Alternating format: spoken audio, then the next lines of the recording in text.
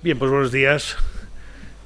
Comienzo por presentarme. Soy Arturo Ventura, soy profesor de Derecho Penal del área de Derecho Penal de la Universidad Complutense desde hace la friolera de 32 años y bueno, tengo el gusto y el placer de participar en la sesión de hoy, merced a la invitación de la directora del curso, Elena Conde, amiga, compañera de departamento y de nuestras cuitas universitarias desde hace ya años. Y soy además la causa del retraso y por lo tanto les pido a todos perdón. Llegué sin haber tomado un café y eso ha sido algo más complicado de lo que pensábamos y por esa razón les hemos tenido esperando. Pido disculpas, por supuesto.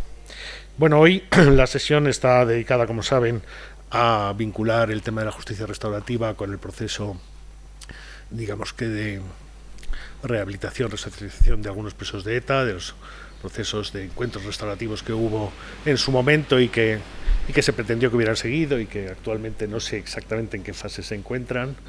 Y para eso pues se ha organizado una sesión con la intervención de 3 auténticos protagonistas en aquel proceso y luego una mesa redonda para que puedan ustedes también de alguna manera intervenir y coordinar con ellos y complementar de alguna manera sus intervenciones. Son 3 personas las que van a intervenir. En primer lugar, Xavier Echevarría Zarrabeitia, que es además colega de departamento, profesor de la Universidad Complutense. Luego intervendrá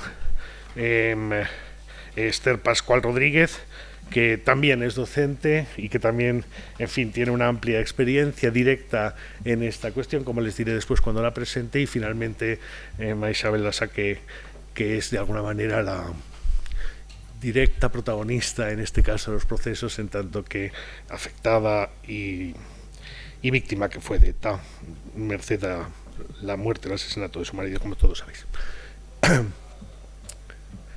Que yo haya sido convocado además como de alguna manera moderador de esa mesa y presentador del curso, pues tiene probablemente que ver con que Elena conoce de mi, digamos que, posicionamiento algo renuente al concepto de justicia restaurativa en tanto que finalidad alternativa a la pena o al derecho penal, y he intervenido en sucesivos congresos para defender esa posición y de alguna manera como contrapunto o compensación respecto a las posiciones ampliamente favorables, ¿no? Digamos que para hacer más atractivo de alguna manera el proceso de discusión, pues supongo que también ha pesado esa condición, y se lo advierto ya desde el principio para que sepan dónde me sitúo, digamos que al menos dogmáticamente hablando, a propósito de la justicia restaurativa como alternativa, no como complemento de la justicia preventiva o de la función preventiva del derecho penal.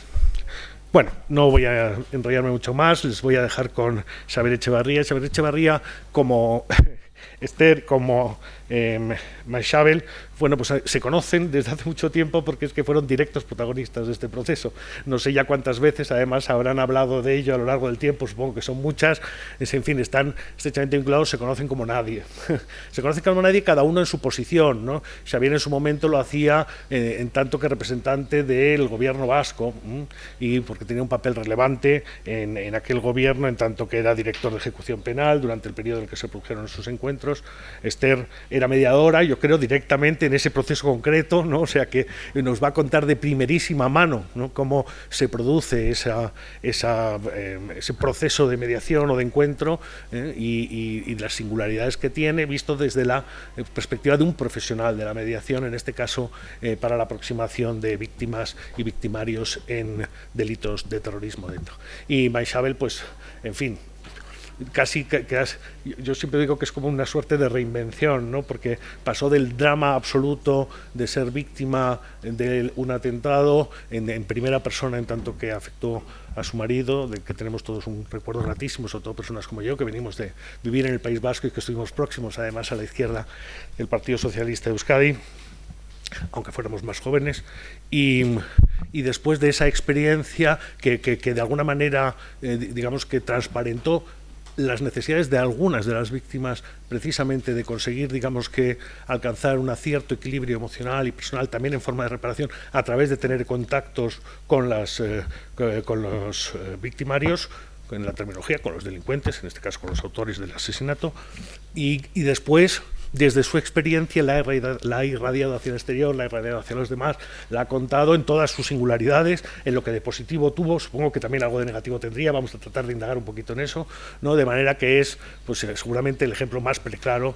de alguien que puede contar en primera persona cómo se vive desde la perspectiva del que es el eje central de la razón de ser de los encuentros restaurativos, que es la víctima del delito, en este caso de los delitos de ETA.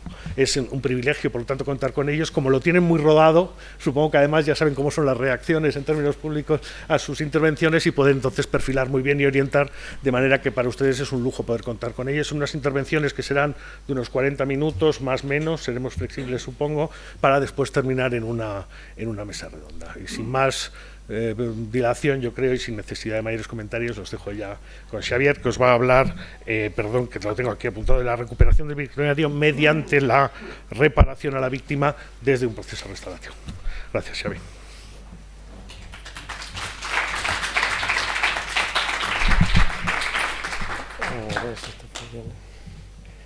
Un momentito. Hola, pues buenos días. Bueno, gracias Arturo y gracias a Elena por la invitación, la organización del curso, por contar con nosotros, ¿no?, para abordar este tema en relación con lo que se habló ayer, procesos de paz en una perspectiva más colectiva. Aquí estamos hablando de una pequeña experiencia más de tipo personal, individual, emocional, pero creo que tiene también y puede tener importantes repercusiones sobre el ámbito colectivo, social y político, ¿no? Y eso es lo que queremos aportar aquí. Yo creo que es un lujo el poder dedicar a esto toda la mañana, ¿no? Porque muchas veces, hemos ido a los sitios, ¿no?, con el tiempo justo, y la oportunidad aquí de tener una intervención cada uno y luego una mesa redonda en la que sobre todo pueda participar. Bueno, pues una asistencia, yo creo, bastante nutrida, bastante diversa, bastante interesante, de exalumnos que hay por aquí, de compañeros académicos, etcétera. Creo que va a dar lugar a un debate fructífero. La idea es ahora abordar esto de los encuentros restaurativos, a lo que en su momento no llamamos justicia restaurativa, porque lo que es la justicia ya estaba hecho, ¿no? A lo que tampoco llamamos mediación autor-víctima, porque no se quería emplear esa palabra que podía situar en planos de igualdad a personas que entendíamos que no lo estaban, ¿no? Por tanto, bueno, se denominó encuentros restaurativos individuales, que podían haber sido de otra manera, y se han hecho cosas también en otros formatos, pero aquí de lo que vamos a ocuparnos es de esto inicialmente, que yo creo que ha tenido gran repercusión la película, ¿no? Maisabel, que ha situado, yo creo, el cine tiene, y sobre todo el cine de esa entidad, ¿no?, con una directora como Itziar Bollaín y con un elenco como tan impresionante como el que participó, pues era claro que era una película de máxima repercusión, que hace unos meses, recuerdo, comentaban, ¿no?, el productor Coldo, que le habían visto 500.000 personas, pues ya serán, yo qué sé, 600.000, ¿no? Y esto pues tiene un efecto de propagación tan brutal, ¿no?, que también hay que decir que hay gente que a veces lo cree, que Maisabel no es la única víctima que ha participado en encuentros, ¿no?, porque a veces estas cosas tan mediáticas pues tienen efectos de este tipo, ¿no? Yo creo que es interesante. Estoy intentando que avance, pero sin éxito. Bueno, simplemente por presentarme en el sentido desde dónde hablo y de qué es lo que a lo largo de la mañana de hoy puedo aportar, ¿no? Y hay un aspecto interesante que tuve la ocasión de coordinar eso que llamamos talleres de convivencia en el centro penitenciario en Anclares, que se organizaron durante el año 2011 dentro de esto que luego explicaré, que se llamó la Vía en Anclares, y fueron unos talleres en los que participaron unos 10 presos de ETA, acudían personas de la sociedad civil, pues tan importantes como, yo que sé, Reyes Mate, ¿no?, que acudió allí a Anclares a hablar con las personas que estaban condenadas en esta Vía en Anclares, estas 10 personas, y bueno, pues yo la verdad es que tuve el honor, el privilegio de poder coordinar y participar en aquellos encuentros, en medio de los cuales, octubre-noviembre, nos pilló el cese definitivo de la actividad armada aquel octubre de 2011. también miembro del equipo de estos encuentros restaurativos que se gestaron y que solo voy a contextualizar porque ya Esther entrará más en la preparación, el desarrollo de los encuentros y Maisabel también. Luego sí que cuando el gobierno que entró en diciembre-enero 2011-2012 paralizó estas iniciativas, pues poco a poco, a petición de ellos y por la confianza que habíamos generado, pues empecé a llevar asuntos penitenciarios de algunos de estos presos disidentes de la organización terrorista, disidentes expulsados, evidentemente, que ya no tenían abogado el colectivo ni nada de eso, y bueno, pues me pidieron que les empezara a llevar cosas penitenciarias y me metí en un lío que duró unos cuantos años.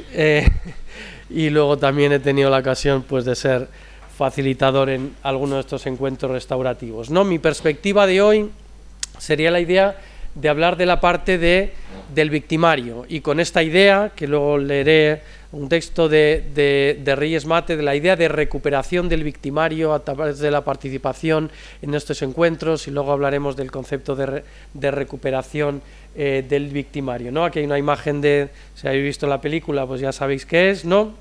Y esta es la imagen real, que fue, yo creo, un hecho muy importante de cosas, ¿no?, que quiero transmitir, del proceso yo tan interesante personal que han hecho personas como Ivonne, ¿no?, Ivonne Echezarreta, y yo creo que fue un hecho tremendo, ¿no?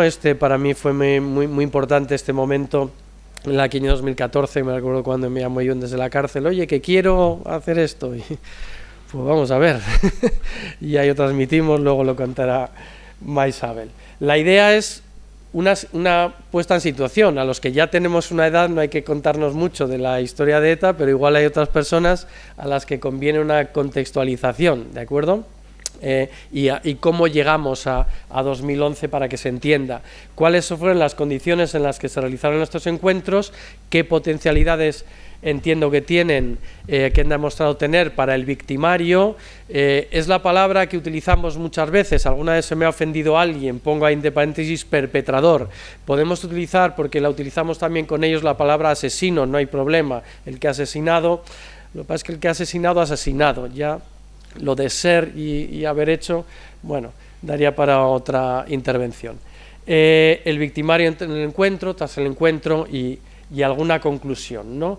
Un poco una idea del contexto de cómo llegamos estamos obviamente hablando de encuentros restaurativos entre víctimas de ETA y victimarios o exmiembros de ETA, en general de ETA militar, pero también de otras organizaciones. También se han hecho en los últimos tiempos encuentros con víctimas del GAL, por ejemplo, o otras cosas más amplias. Es decir, este instrumento, bueno, se desarrolló en el 2011 en el marco de la Vía Anclares, por tanto, en general, yo creo que en aquel momento todos eran miembros de ETA, exmiembros de ETA militar, bueno, algún antiguo polimili también había, ¿no? Bueno, ahora hablaremos, igual para los más jóvenes esto de los milis y los polimilis suena chino, pero bien, estamos hablando de esto, ¿no? ETA, Euskadi Askatasuna, lo que se creó en 1959 con este nombre, que significa Euskadi y Libertad.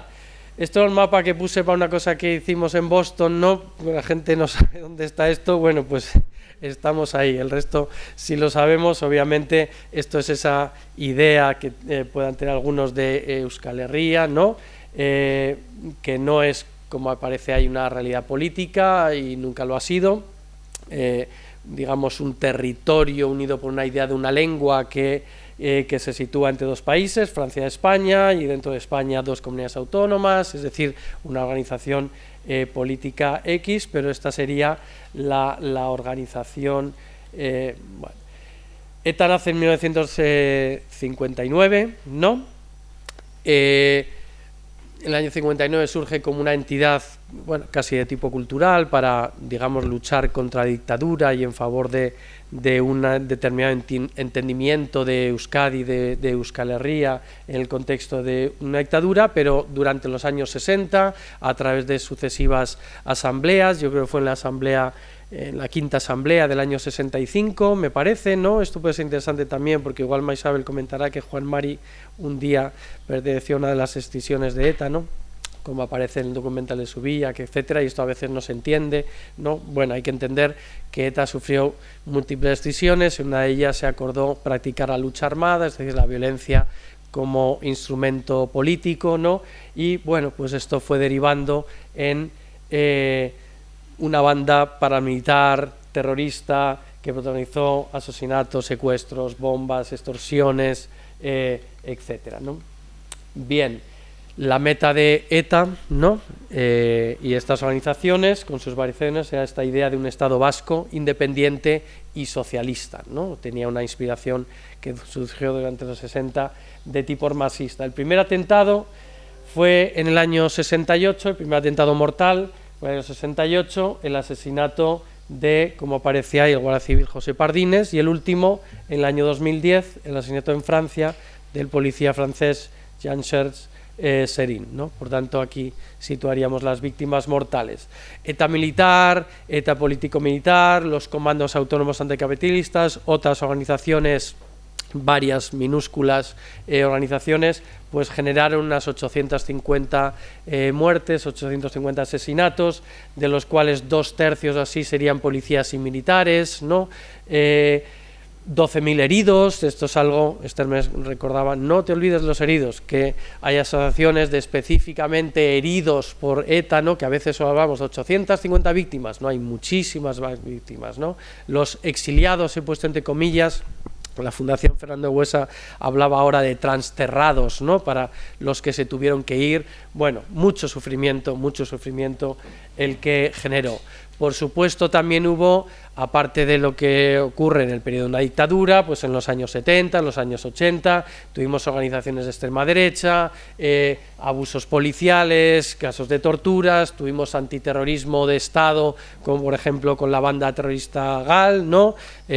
Organizada y, bueno, pues efectivamente condenado a un ministro socialista por participar en la creación de estos grupos antiterroristas. Por tanto, una situación. Obviamente hoy día, después de toda aquella situación de violencia, pues desde el año 87 el último grupo militar, el grupo terrorista que queda es ETA militar. Desaparece el GAL en el año 87, había desaparecido ETA político-militar, se habían reinsertado y había habido una política de reinserción al comienzo de los 80, por tanto lo que queda como un vestigio de otra época, anacrónico, incomprensible y generador de tanto incomprensible dolor, pues fue ETA militar, hasta que en el año 2011, el 20 de octubre, anuncia el cese definitivo de la actividad armada y en el año 2018 se produjo la disolución. Yo creo que ahora más o menos quedan como unos 200 presos de ETA entre España y Francia, aún en prisión o ya algo menos. Esto irá bajando en los próximos meses. Lo de los encuentros restaurativos, ¿no? Entendimos por encuentros restaurativos individuales esta dinámica de comunicación interpersonal, cara a cara, entre un exmiembro de ETA, en general fueron casi todos hombres, ¿no? Y una víctima, esto se puede explicar, o directa, es decir, su víctima. Esto en aquel primer momento solo se produjo en el caso de Maisabel, precisamente. Es obviamente esto muy difícil, podríamos sentar a comentarlo también, ¿no? Y en general fueron víctimas indirectas, es decir, víctimas de la organización terrorista, no del propio exterrorista que participa en el encuentro, lo cual para algunos plantea un problema, para mí no. Podemos entrar en esa discusión también durante mi intervención o el debate. Quiero decir que fue una humilde experiencia. En aquel año 2011 hubo creo que 8 encuentros, ¿no? Posteriormente subieron hasta 13, 14, en los años siguientes se han ido saliendo otras cosas, si se quiere una experiencia humilde, pero yo creo que sin pretensiones imposibles. A veces se ha criticado esto por lo que no es, ¿no? Y no pretendíamos que fuera, bueno, pero sí que yo creo que ha sido importante y que tiene importantes potencialidades. Esto se inicia en el periodo 2010-2011, yo me había puesto un temporizador aquí en el móvil, pero se me pone en modo espera y no veo el tiempo que me queda. Vale. 2010-2011 el marco es la vía Nanclares. ¿Qué es la vía Nanclares? Esto también lo quiero aclarar porque a veces se ha identificado la vía Nanclares con esto restaurativo y no. La vía Nanclares fue una política en este librito, el que luego voy a leer una parte, Víctimas y Política Penitenciaria, que os explica bien en algunos de los capítulos, el del director de Nanclares, por ejemplo, me parece recordar. Leeré una cosa que escribió Maisabel en este libro luego. La vía Nanclares es una política penitenciaria en la que en este año 2009, lo explica también uno de los exterroristas, Joseba Urrosolo, aquí, en 2009 se les ofrece entrar en una dinámica de reinserción, es decir, de utilización de los mecanismos legales de reinserción, es decir, permisos, clasificación, progresión de grado, etcétera, a presos que ya estaban en una línea autocrítica. Por ejemplo, el propio Joseba Urrosolo había abandonado ETA en 1994, antes de ser detenido en 1997, e incluso había producido escritos internos y también públicos, por ejemplo, ya en el año 97, con el asesinato de Miguel Ángel Blanco, del cual hoy se cumplen 25 años, ¿no?, de aquel día terrible que todos los que vivimos lo tenemos ahí imborrable, ¿no?, en la memoria.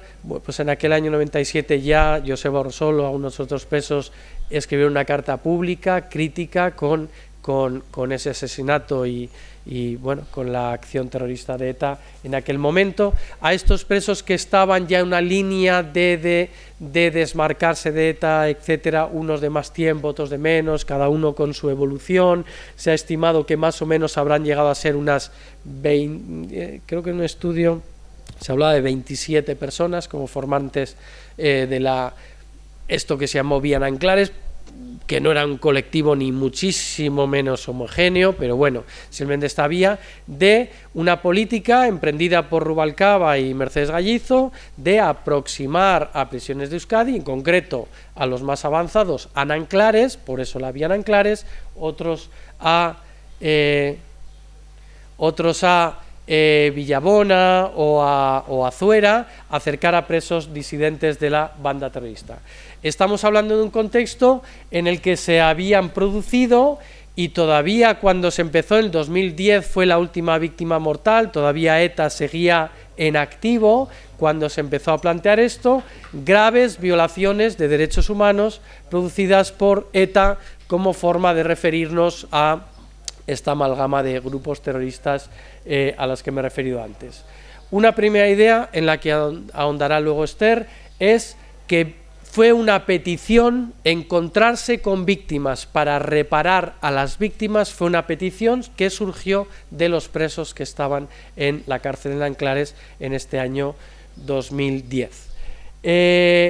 Personas que ya estaban condenadas y que ya llevaban mucho tiempo de condena cumplido. Creo que esto es importante destacar, que se produjo en este contexto. Es decir, no iba a tener incidencia sobre sus condenas, se dijo que no iba a tener incidencia, y no la tuvo, en carácter general, sobre el cumplimiento de las condenas, y había ya una verdad judicial establecida en sentencia. Esto es un tema también muy importante. Esto ha hecho, por ejemplo, los abogados del colectivo han sacado hace poco un texto que podemos comentar, ¿no?, que he traído por aquí, por si luego el debate surge comentarlo. Son críticos con esta idea, la verdad judicial frente a la verdad que surge en el encuentro. Yo no comparto esas críticas, podemos entrar a profundizar ahí, pero creo que es importante. Esto tenía apoyo gubernamental, tanto del gobierno vasco como de instituciones penitenciarias. Lógicamente, si no, no habría podido desarrollarse, y cuando el Ministerio de Interior en el 2012 dijo esto se acabó, pues bueno, acabaron con lo que pudieron, pero seguimos haciendo cosas casi clandestinamente, ¿vale? Podéis quitar el casi, clandestinamente. En un contexto sociopolítico determinado, ya ausencia de violencia. Seguramente si hubiese habido un atentado durante este periodo, pues esto hubiese acabado inmediatamente, no habría podido continuar de ninguna manera. Había habido una justicia formal, estamos en un contexto de un Estado democrático, ¿no? Estamos en un contexto de un reconocimiento social, estatal a las víctimas del terrorismo, ¿no? Estas son las condiciones en las que se pudieron desarrollar los encuentros, seguramente en otras no. El grupo de presos que participó eran presos disidentes que se habían apartado y habían sido expulsados y eran ya por el resto del colectivo de presos y la organización eran considerados traidores, ¿vale? Con todo el coste que para muchos de ellos y sus familias supuso esto, que es algo que hay que tener en cuenta también. Esto es una idea interesante porque en el contexto actual, en la medida en que esto se pueda extender a otros presos que no estén en esta situación, ¿no? Porque ETA ya no existe, por tanto, los presos que ahora están en la cárcel no han abandonado ETA. ETA ya no existe, ya no pertenecen a ETA porque ETA se ha disuelto. Pero ellos nunca, muchos de ellos, la mayor parte, nunca hicieron un proceso de señalarse e identificarse como disidentes.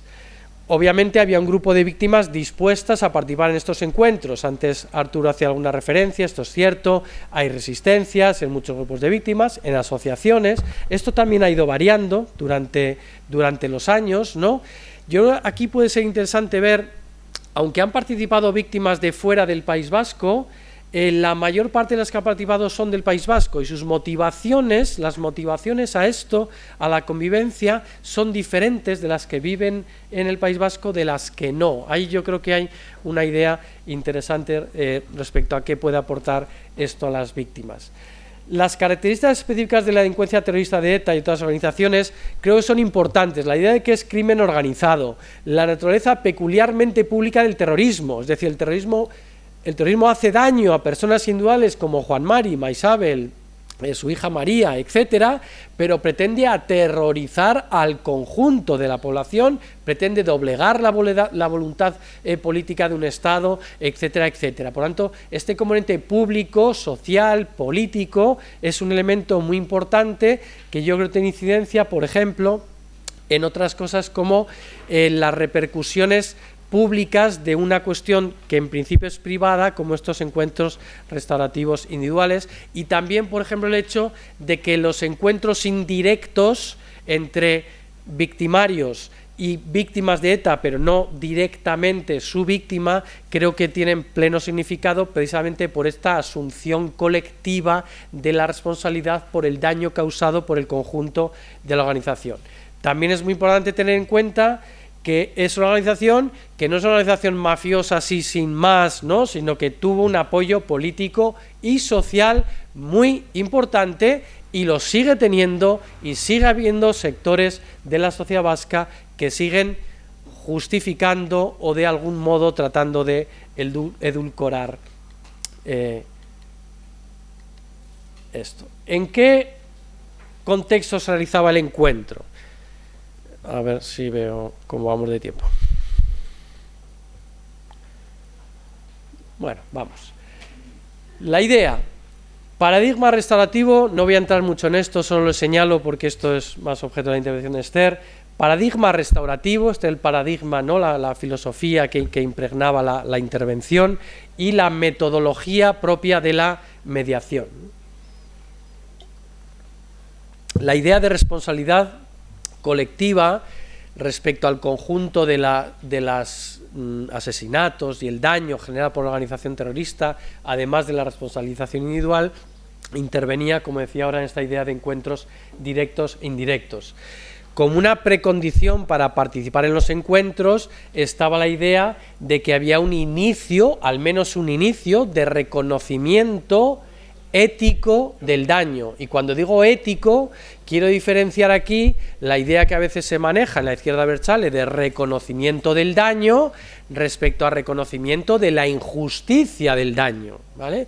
Reconocer el daño es reconocer la realidad, reconocer, pues eso, que hoy es de día y hace calor, ¿vale?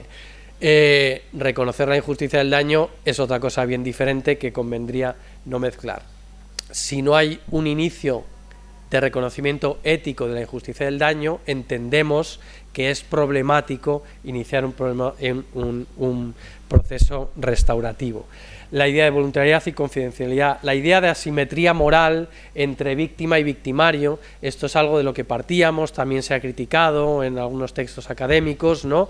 Nosotros lo mantenemos, la idea de que no podíamos ir a una idea de una mediación prejudicial, ¿no? Entre la que no hay una verdad establecida, en la que puede haber una idea de no prejuzgar. Aquí hay un planteamiento ético de inicio, es decir, una organización terrorista que ha causado un daño terrible y terriblemente injusto, y una persona que ha sufrido una victimización terriblemente justa, ¿no? Tampoco queríamos hablar, por ejemplo, siempre recuerdo la idea de reconciliación. Hablamos de la idea de reconciliación, es el título del seminario. En Euskadi esto puede ser un poco más problemático de abordar. Siempre recuerdo a Iñaki García, ¿no? Todo el que participó en el primer encuentro que se celebró, una persona también bastante conocida, que él decía: yo no me tengo que reconciliar con nadie, yo no le he hecho nada a nadie, entonces a mí no me hables de reconciliación, ¿vale? Otra cosa es que la sociedad vasca necesite una reconciliación, pero no es que estos procesos buscaran eso. La idea de encuentro personal y ético, y la idea sin consecuencias jurídico-penales o penitenciarias directas. Esto se dijo, luego lo explicará Esther, aparece en la película, el que la ha visto también de una manera significativa. Elena seguramente lo querrá discutir, ¿no? Porque ha publicado sobre la idea de que sí debería tener repercusiones. Bueno, creo que lo dejamos ahí para si surge en el debate. Potenciales beneficios. Yo creo que aquí hay una idea muy interesante, muy importante. En mi experiencia personal esto ha ido como cobrando importancia. Conocimiento real y directo del daño causado. Es decir, el terrorista, exterrorista, se puede hacer una idea del daño que ha producido, pero escuchárselo, mirándole a los ojos a la persona a la que se lo ha causado o se lo ha causado su organización, con todo el cúmulo de detalles, de cosas en las que no se le había ocurrido pensar, a mí eso me parece casi una catarsis, ese conocimiento directo que se produce en el encuentro. Y creo que eso ya merecería solo por eso la pena la realización de estos encuentros. La idea de reconstrucción emocional personal, algunos de los perpetradores, ¿no? En inglés dirían offenders, ¿no? Pues aquí se ha desarrollado la palabra victimario. Algunos victimarios participantes pueden estar emocionalmente muy rotos al asumir la culpa por lo hecho, ¿no? Pues aquí todo este proceso, ¿no? El trabajo de la persona facilitadora y luego el encuentro puede ayudar a este proceso de reconstrucción personal. El avance en el proceso de responsabilización. Responsabilización, claro, ya hay una responsabilización jurídica por una sentencia, aquí hablamos de otra cosa, hablamos de una responsabilización en el sentido de asunción de responsabilidad por lo hecho, y en esto también hay grados y hay niveles de profundización, estos procesos ayudan a eso. La idea de transición de terrorista a agente de paz, ya la desarrollé más, esta idea de que personas que han causado tanto daño a la sociedad vasca y española pueden, y estos procesos creo que han ayudado a algunas de ellas, a convertirse en agentes divulgadores de una cultura de paz. Y yo creo que esto es algo también muy interesante. Y esta última idea, que también manifiestan ellos, alguna idea de recuperación de esta humanidad perdida, ¿no? Es decir, haber matado, ¿no? Y ahora estos días, ¿no? Viendo programas o noticias, sobre todo aquello, ¿no? De aquellos días que vivimos en julio, ¿no? Del 97, aquellos días terribles, y pensabas, Dios mío, qué inhumanidad, ¿no? Qué inhumanidad hacer esto con un ser humano, esta tortura, ¿no? Pensando en las imágenes de Ortega Lara, el secuestrar a una persona con condiciones, el pegarle un tiro en la cabeza en un bosque por ahí, ¿no? Esta inhumanidad, ¿no? ¿Cómo se recupera uno de esta inhumanidad, ¿no? Pues bueno, creo que estos procesos pueden ayudar a la recuperación de esa humanidad perdida. ¿Qué significa esto de recuperación del victimario, ¿no? Basada en esta idea de Reyes Mate Yo creo que la recoge muy bien aquí en algo que escribe Maisabel, inicia con esto, es un párrafo que dice: el concepto de recuperación del victimario para la sociedad acuñado por Manuel Reyes Mate significa la recuperación para la convivencia de un ciudadano autoexcluido de ella por sí mismo y posteriormente por la legítima pena estatal. En la medida en que el condenado se reinserte, esto es, regrese a la sociedad en condiciones de no delinquir, y aún más si lo hace con un discurso reparador, autocrítico y con reconocimiento del daño causado y deslegitimando su propia violencia pasada y la de la organización a la que perteneció, actúa activamente en la evitación de la perpetuación de la violencia y se convierte también en lo que Reyes Mate califica como un agente de paz, contribuyendo decisivamente a la recuperación ética de la convivencia y al establecimiento de un relato justo de la violencia. Bueno, un párrafo densísimo de ideas, ¿no? Que desarrolla Reyes Mate, por ejemplo, en esta obra, ahora no me acuerdo de qué año es, La justicia de las víctimas, terrorismo, memoria y reconciliación. Yo creo que es de la década del 2000, me parece, no me acuerdo.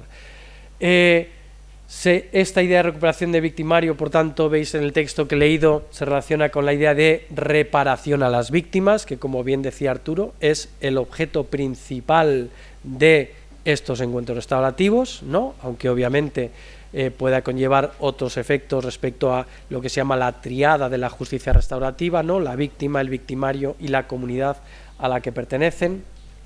Relacionado con la idea de justicia restaurativa, ¿vale? Justicia entre comillas, si se quiere, porque aquí, como decía antes, la justicia ya está hecha. La idea de dar un nuevo significado ético al pasado, ¿no? Esta idea tan importante de Reyes Mate, que es lo que significa hacer memoria, ¿no? El derecho a la memoria de las víctimas es esa resignificación. La reinserción, no solo, como diría el artículo 59 de la Ley Orgánica Penitenciaria, en condiciones de no delinquir, sino la reinserción, como dice Reyes Mate, en un sentido amplio, reinserción ética, la reinserción como un miembro positivo de la comunidad, incluso como un agente que puede construir paz. ¿Qué puede aportar el victimario a la víctima? Pues puede aportar cuestiones respecto al daño personal. Luego desarrollarán Esther y Maisabel estas cuestiones. Al daño político que dice Reyes Mate, ¿no? Resignificando éticamente el asesinato político. Pongo entre comillas asesinato político, evidentemente es un asesinato motivado por la utilización de la vida humana como un instrumento de hacer política, ¿no? Eso es lo que es el terrorismo o lo que se denominó por su parte en su momento lucha armada. Matar a alguien fue un acto político de terrorismo, de utilizar la muerte para conseguir doblegar al Estado y obligarla a negociar. Como dice Reyes Mate, en estos procesos restaurativos lo que se produce es una reafirmación de la víctima asesinada como sujeto ciudadano político que no merecía ser utilizado como instrumento de ningún modo de acción política, ¿no? Esta idea de resignificación. Voy acelerando un poco por el tema del tiempo, que va como la cosa, bueno, no va mal. El perpetrador, el victimario, en el encuentro individual, destaca una serie de ideas. Tiene la primera gran oportunidad, como decía antes, de oír y entender el inconmensurable, infinito daño que causó, ¿no? Y en ocasiones descubrir. Yo recuerdo, por ejemplo, esto lo vi, por ejemplo, en los talleres, ¿no? En los talleres que se hicieron en Anclares en este octubre-noviembre de 2011, participaron las víctimas, por ejemplo, viene Iñaki García, Rizabalaga y Jaime Arrese, a los que casualmente, bueno, a los dos fue en los comandos autónomos. Y el mismo día, casualmente, ¿no? Un 26 de octubre, un 26 de octubre del 81, 23 de octubre del 80, 23 de octubre me parece recordar del 80, casualmente los comandos autónomos autocaballistas, como una especie de escisión anarquista de ETA, ¿no? O algo similar, mataron a sus respectivos padres y estuvieron con 10 presos de la Viana Anclares. Allí fue un encuentro brutal, potentísimo. Me llamó la atención cómo descubrieron, por ejemplo, una cosa, ¿no? Que los demás ya conocíamos, que es esta revictimización que producía el entorno del terrorismo tan cruel, tan abominable, ¿no?, de seguir haciendo daño después de haber asesinado a un familiar, ¿no? Y comentaba Jaime Arrese cómo las manifestaciones después del asesinato de su padre se paraban delante de su vivienda a gritar allí con más fuerza, ¿no?, Gora ETA, y todos los daños, bueno, llamadas telefónicas a las 3 de la mañana, ¿no?, toda esta cosa que los propios terroristas no podían entender, ¿no?, esa crueldad en añadir sufrimiento al ya inconmensurable sufrimiento, ¿no? El deber, y lo expreso así, el deber de reconocer el daño causó como injusto desde su valoración ética actual. Yo creo que esto es una idea interesante en la que podríamos profundizar. Evidentemente, ellos mismos explican, y yo entiendo que esto no produce revictimización, que en aquel momento creían que hacían lo correcto, que luchaban por algo que merecía la pena y que no había otra manera de hacerlo. Obviamente, lo que tenemos que exigir en estos procesos es que se haya producido una reflexión autocrítica, no estratégica, sino ética, de aquello estuvo mal ya desde el principio, aunque yo no lo haya sabido ver hasta mucho tiempo después. Me dice esto que se me había agotado el tiempo, pero me había puesto 35. A las víctimas les gusta oír que el daño fue inútil. Esto creo que daría también lugar a una reflexión.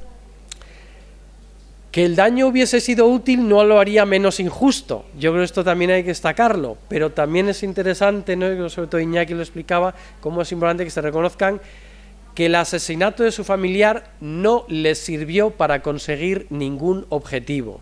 Y yo creo que esto es muy importante, cómo la fortaleza del Estado de Derecho en España ha permitido que el asesinato no haya tenido absolutamente ningún rédito político, de ningún tipo, ni en esta negociación, ni en nada, ¿no? Yo creo que esto es interesante. El encuentro como acto de memoria, que ya me refería antes, la oportunidad de asumir que no fue algo inevitable, una expresión de un conflicto, esto que hemos oído tantas veces, no es que fue el conflicto, no es que había un conflicto que te obligaba a empuñar un arma y apretar el gatillo, no, aquí hubo una decisión, tomaste una decisión y tienes que hacerte cargo de tu decisión, no escudarte en es que vivíamos en un contexto, es que el entorno, es que esto, es que lo otro. Los victimarios, yo esto es interesante, llegan ya al encuentro, la sienten y se acentúa en el encuentro una deuda. Yo creo que hay una deuda de respeto, de sinceridad y de reparación.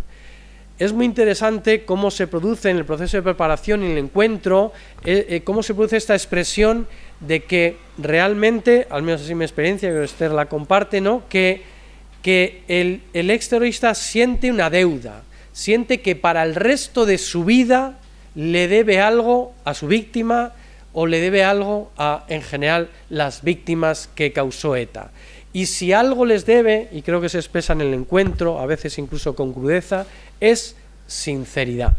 Es decir, no cabe en su mente tratar de edulcorar nada, de tergiversar nada, de esconder nada. Vengo a este encuentro con una obligación que asumo de ser sincero, por supuesto, de respeto, y en la medida de lo posible reparar emocional, éticamente, no simbólica, moralmente, el daño causado.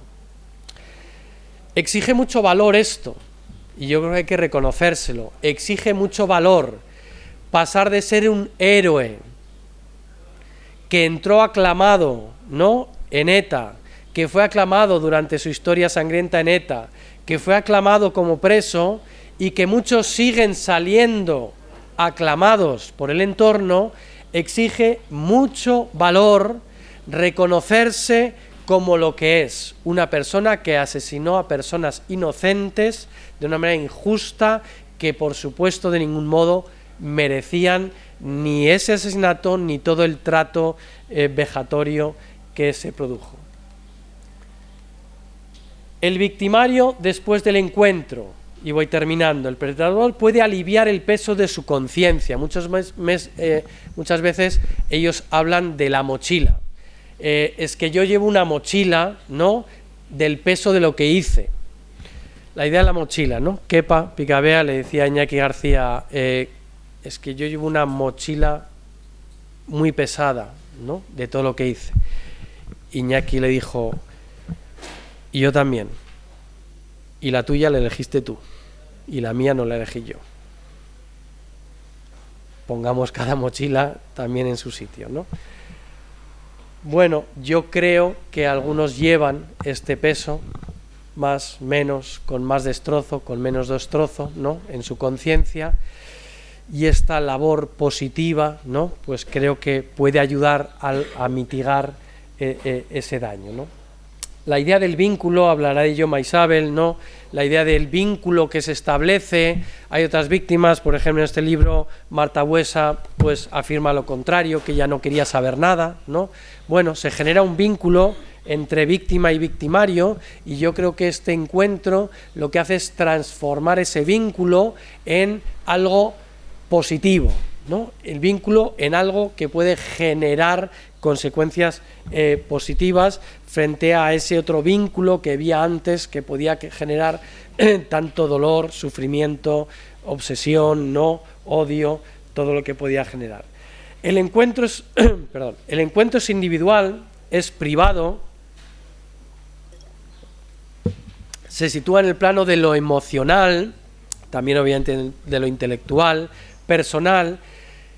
Por eso yo creo que es importante que lo que ocurra trascienda lo público, porque yo creo, y se ha visto, creo, con todo lo que está haciendo desde hace tantos años Maisabel, ¿no?, con todo el efecto que ha tenido la película, otras plasmaciones artísticas que ha tenido todos estos procesos, creo que el que trascienda lo público, el que esto se conozca, tiene efectos muy positivos sobre toda la comunidad. Uno de ellos es que precisamente el autor de la muerte, el autor del asesinato, es quizás la persona que puede transmitir un mensaje más potente de deslegitimación de lo que hizo, de deslegitimación del terrorismo, del asesinato, de la extorsión, etcétera, etcétera, ¿no? Precisamente el sujeto activo de tanto sufrimiento es el que lo juzga éticamente insostenible. Ese es un mensaje súper potente, quizás mucho más potente que el que podamos transmitir cualquier otro. Creo que son pequeños pasos hacia la reconciliación social y que en todo caso, como pequeños sumatorios, pueden ayudar a esta idea de reconciliación social, sobre todo en la sociedad vasca, también la sociedad española, terriblemente fracturadas por este terrorismo. Sin perjuicio, ¿no?, de constatar la necesidad de explorar otras prácticas restaurativas. Esto es algo que se viene poniendo de manifiesto y creo que tiene razón. Los encuentros restaurativos individuales no son la única manera restaurativa de abordar, ¿no?, las consecuencias del terrorismo en esta etapa del postterrorismo. Bueno, pues aquí abiertos a diversas fórmulas que se puedan ir desarrollando. Y termino. Creo que estos últimos 11 años, ¿no?, creo que en todo el mundo ocurre una idea que no puede haber postterrorismo o justicia transicional, lo decía ayer José Ricardo, ya no puede haber transiciones o contextos postterroristas como el nuestro sin reparación a las víctimas de graves violaciones de derechos humanos, sin tener en cuenta a las víctimas. Creo, por ejemplo, en este libro también, Juan Infante, un abogado que participó en las reinserciones de los polimilis en los años 80, 83, destaca cómo aquel fue un proceso que se hizo sin tener en cuenta absolutamente para nada a las víctimas del terrorismo. Esto hoy día es implanteable, pero creo que ni en España ni en lugar del mundo ya se puede abordar un proceso de transición o de postterrorismo sin esta idea de verdad, justicia, reparación. Y los procesos restaurativos, el paradigma restaurativo en sentido amplio se revela como un instrumento idóneo para esta reparación a las víctimas. aunque sea en procesos privados. Yo creo en estos procesos semiprivados cuando estamos hablando de victimizaciones colectivas, como ha sido la del terrorismo de ETA o los diversos terrorismos o violencias que ha habido en el País Vasco, en España. Creo que trascienden del ámbito de lo privado, fueron muertes con una intencionalidad política y por tanto las prácticas restaurativas en relación con estos procesos de victimización trascienden a la individual y tienen un efecto, pueden tener efectos positivos sobre la reconciliación social. Y significan, yo creo, respecto al victimario, que era el objeto principal de atención, la oportunidad para el victimario de, como diría Reyes Mate, una reinserción éticamente completa, una reinserción de máximos, no una reinserción de mínimos, de cumplo la pena estatal y salgo, sino una reinserción social y políticamente significativa que exige por ello un mensaje de deslegitimación del terrorismo, y yo creo que en la medida de lo posible les es exigible a estos exterroristas el expresarse públicamente en este sentido, como hace alguno de ellos, y en ese sentido contribuir a un relato justo del terrorismo, a una resignificación política justa del asesinato terrorista, etc. Y termino con eso, espero sin haberme excedido demasiado.